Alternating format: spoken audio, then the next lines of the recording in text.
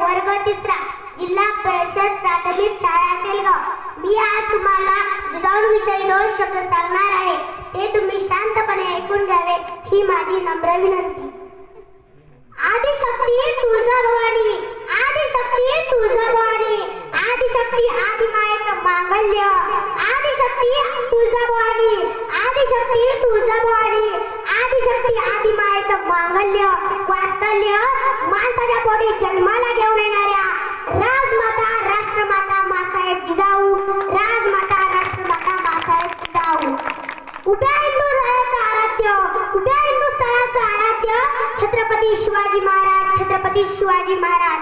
त्यांनी या मातीला कसं जगावं हे शिकवल्यानंतर या मातीच्या कणाकणाला शेवटपर्यंत कसं लढावं हे शिकवणारे छत्रपती संभाजी महाराज, हे शिकवणारे छत्रपती संभाजी महाराज. मी या तीनही विभूतांना वंदन करते व माझ्या भाषणास सुरुवात करते. स्वराज्यादाजीने घडविला विधाता, स्वराज्यादाजीने घडविला विधाता. धन्य दे स्वराज्य, धन्य जिजामाता, धन्य दे स्वराज्य, धन्य जिजामाता. जिजाऊंचा जन्म 12 जानेवारी 1598 रोजी बुलढाणा जिल्ह्यातील सिंदखेड राजा येथे झाला. जिजाऊंना लहानपणापासून राजनीती व युद्धनीतीचे शिक्षण मिळाले. जिजाऊ तानपट्टा, तलवार, भाला तालुक्यात पटईत होत्या. पुढे जिजाऊंचा विवाह शहाजीराजे भोसले यांच्याशी झाला. दासी सेवक जिजाऊंची काळजी घेत होत्या. एके दिवशी दासी जिजाऊंना विचारायला आली, म्हणाली, सांगा राणी सरकार, तुम्हाला काय खावेसे वाटते, तुम्हाला कशाचे डोहाळे लागले आहेत.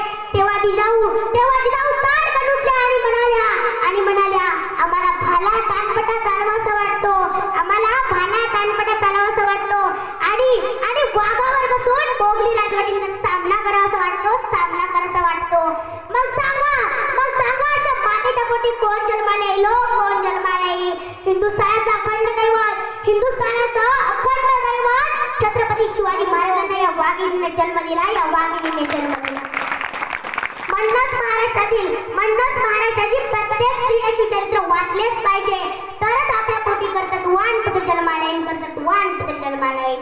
एका भल्या पहाटे सगळी चौघडे वाजायला लागली, सगळीकडे साखर वाटायला लागली. सिंह गर्ज मेघ गर्ज मराठो के नेत्रदर्श, ते कने शिवशंकर का रौद्र रूप नेत्रदर्श, ते कने शिवशंकर का रौद्र रूप नेत्रदर्श.